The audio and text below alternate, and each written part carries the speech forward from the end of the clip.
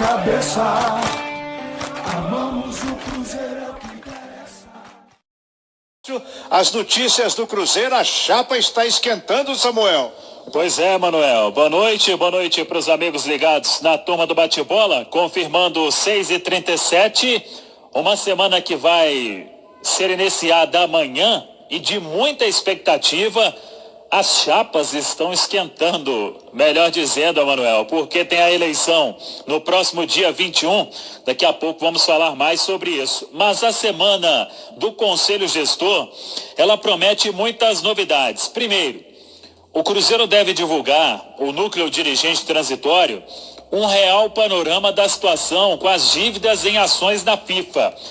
Eu vi até muita gente comentando que ontem teria uma ação para ser paga, mas não teve esta ação, então o Cruzeiro não está com nenhum pagamento em atraso, correndo o risco aí de sofrer alguma punição. Segunda-feira, sim, tem um valor importante a ser quitado, o núcleo gestor aí tentando levantar esta situação ou resolver de outra forma, que é a dívida lá com o Denilson, do Al-Wahda, dos Emirados Árabes. A outra no final do mês, com o Clube Zória, do William do Bigode. Então o Cruzeiro deve divulgar a situação, data para pagamento, o que precisa ser pago, todas as ações, pelo menos as deste momento, né, que preocupa aí o torcedor celeste. Uma outra questão que está nos últimos atos aí do Conselho Gestor, lembrando que o Conselho Gestor vai até o dia 31 de maio com os trabalhos. O relatório da Kroll, que está já com o núcleo gestor, aquela empresa que faz investigação corporativa e investiga os últimos atos da gestão do Wagner Pérez de Sá, este relatório, já com o estudo sendo finalizado pelo Conselho Gestor, para definir as próximas medidas. Uma coisa é certa, esse relatório vai ser encaminhado para as autoridades que fazem a investigação, a Polícia Civil e o Ministério Público, e além disso, o Cruzeiro vai tentar aquela questão do seguro que o Saulo Frois, presidente do Conselho Gestor, ele revelou aqui mesmo na Itatiaia um seguro na casa de 20 milhões de reais em caso de gestão temerária. Então o Cruzeiro aposta nisso, o Conselho Gestor, para tentar esta grana. É mais um ato aí do núcleo dirigente transitório. E sobre a eleição, em torno aí de 380 conselheiros, ontem foi o último dia para quem é conselheiro colocar a mensalidade em dia dos clubes sociais. Quem não colocou, estiver em atraso, não terá direito à votação. Dia 21, quinta-feira, das 9 às 4 da tarde. Logo em seguida, a apuração. Então aí, quem sabe, 5 horas, até 6 horas, o Cruzeiro já anunciando o novo presidente, que assume no dia 1º de junho, para o mandato tampão até o final de 2020. Os candidatos: Sérgio Santos Rodrigues, Ronaldo Granata, no Conselho Deliberativo, Giovanni Baroni, Paulo Cifuentes, Paulo Pedrosa e Luiz Carlos Rodrigues. Até sobre a eleição, o domingo vai ser especial também aqui na Itatiaia. Léo Figueiredo, João Vitor Cirilo. É isso aí, Samuel. Estamos preparando para amanhã com o nosso João Vitor Cirilo, âncora das mesas aqui no domingo, com os comentaristas da Itatiaia, um material e entrevistas com os dois candidatos, frente a frente, para falar sobre o que vai acontecer com o Cruzeiro depois dessa eleição. Não é isso, João? Boa noite. Exato, Léo. Boa noite aos ouvintes da turma do Bate-Bola. Itatiaia sabatina amanhã os candidatos à eleição para a presidência do Cruzeiro, que está marcada para a próxima quinta-feira, a partir das 3 da tarde, Léo. Vamos receber o Ronaldo Granata e o Sérgio Santos Rodrigues. Ambos vão responder a perguntas de vários dos nossos profissionais, dos nossos jornalistas da equipe de esportes da Itatiaia, sobre o futuro do clube, planos para a próxima gestão, para o futebol, também sobre o cenário atual do Cruzeiro. São vários assuntos em pauta. Você, Léo Figueiredo, também estará nessa, com o Alexandre Simões, o Cadu Donel, o Júnior Brasil, o Samuel Venâncio. Um verdadeiro raio-x sobre o entendimento dos candidatos sobre esses temas e também seus projetos para o clube. Confirmando, a partir das 3 da tarde, Ronaldo Granata e Sérgio Santos Rodrigues, mesa redonda na Itatiaia. Imperdível, João Vitor Cirilo. E ô Samuel, para você seguir com o noticiário do Cruzeiro, eu recebi aqui em minhas mãos declarações do prefeito Alexandre Calil falando sobre a liberação para que o Cruzeiro voltasse aos treinos. Vou abrir aspas aqui para o prefeito. Ele disse: primeiro, estou seguindo a ciência e vou dar a notícia que vai chocar muita gente, mas como não sou de falar mentira, quem abriu o Cruzeiro não foi o prefeito, foi o Comitê do Coronavírus, criado em Belo Horizonte, formado pelo secretário de Saúde e 3 infectologistas. E disse mais o prefeito, segundo ele: nós temos os protocolos e todos os protocolos foram enviados ao Cruzeiro, como o Atlético recebeu de Vespasiano e o América de Contagem. Um negócio meio assim, não há trânsito, vai testar todo mundo, até por uma questão de isonomia, e por ser um prefeito atleticano, eu não briguei. Eu não fui informado que o comitê estava exigindo para abrir o Cruzeiro. Acho que isonomicamente ficaria muito feio, como prefeito de Belo Horizonte e ex-presidente do Atlético, vetar só o Cruzeiro de treinar. Fecha aspas para o Alexandre Calil, Cruzeiro mais do que liberado para os treinos, Samuca. Pois é, essa entrevista do Alexandre Calil à TV Globo, eu estava acompanhando também e falando desta volta. E até em cima disso, Léo Figueiredo, o Cruzeiro tem todo um protocolo, né, feito pelo Dr. Sérgio Campolina, os outros médicos também acompanhando. Uma parte dos testes foi feita ontem, o restante dos testes, dos exames, na segunda-feira.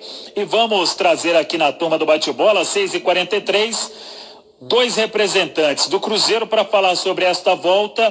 Primeiro, o médico do clube, um dos médicos do clube, o doutor Leonardo Fantini, e a realização dos testes ontem de colaboradores e membros da comissão técnica na Toca da Raposa 2.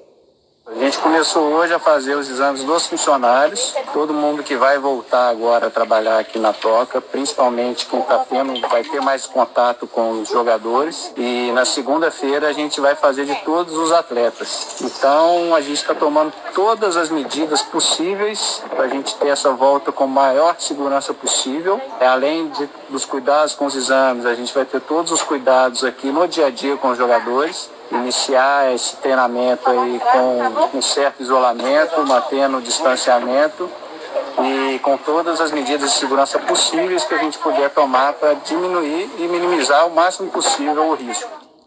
Ricardo Drubski, diretor de futebol, também falou sobre este início de retomada das atividades no Cruzeiro. Estamos seguindo todos os protocolos, né, que estão disponíveis, né? O nosso departamento médico, encabeçado pelo Dr. Sérgio Campolina, tem o seu protocolo particular e baseado também em normas de órgãos de saúde aí mundiais. Estamos fazendo todos os procedimentos. A gente espera que esse começo seja um começo sem atropelos, seja um começo com tranquilidade, para que a gente não interrompa, né? Não interrompa a nossa sequência e que o Brasil vá caminhando passo a passo para a retomada do seu esporte e principalmente o esporte-chefe que é o futebol.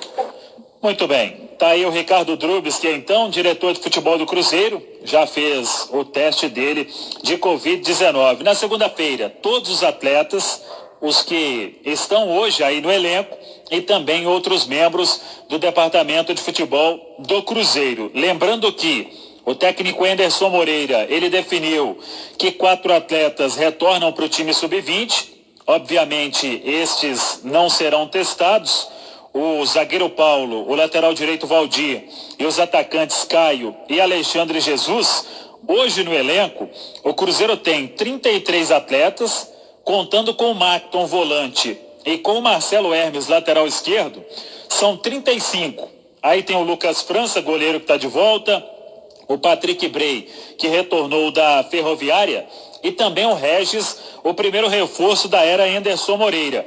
E o Anderson Moreira, Léo Figueiredo, ele quer esperar os treinamentos para definir outras saídas. O Anderson quer trabalhar com no máximo 30 atletas, então 33 mais Macton e Marcelo Hermes, hoje são 35, mais reforços que vão chegar, 2 laterais pelo menos, um para a esquerda e um para a direita, aí já vão ser 37 atletas. Ele vai precisar definir outras saídas. A missão será fácil ou será difícil do Anderson, Léo? Será fácil se ele pegar os jogadores que o Cruzeiro contratou no início do ano, na base do desespero, alguns péssimos negócios que o Cruzeiro fez no início de 2020. Não será fácil quando ele tiver que avaliar, principalmente se ele ainda for mexer na base, porque o Cruzeiro tem uma safra boa, bons garotos que permanecem com o time de cima. Então, se for para olhar para João Lucas, Robertson, esses caras, fica mais fácil. Agora, tem que ver a situação contratual também, né? Os caras foram contratados no início do ano. Não é tão simples ficar livre, não. Pois é, e talvez o que facilite, né, é que é contrato de 1 ano apenas, né? Nenhum dos que chegaram aí para reforçar os reforços do início do ano com contrato a mais, né? Então tem o Ramon, zagueiro, tem o Marlon, que está emprestado pelo Corinthians, tem o Jean, que está emprestado pelo Palmeiras, e aí aquela turma que veio num primeiro momento, o volante Felipe Machado, o Everton Felipe, o atacante Robertson, o Jonathan Robert, o Machado e o Jonathan Robert emprestados pelo Grêmio, e tem também o lateral esquerdo João Lucas. Mas isso é mais para frente, quando os treinamentos forem retomados na Toca da Raposa 2. É a expectativa, Emanuel, para uma semana que promete muitas novidades em termos aí de tudo, né? Parte política, questão financeira, problemas da FIFA e treinamentos na Toca da Raposa 2, Emanuel. Ô Samuel Venâncio, brincando, faltam apenas 5 dias para a eleição do Cruzeiro. Custou a chegar.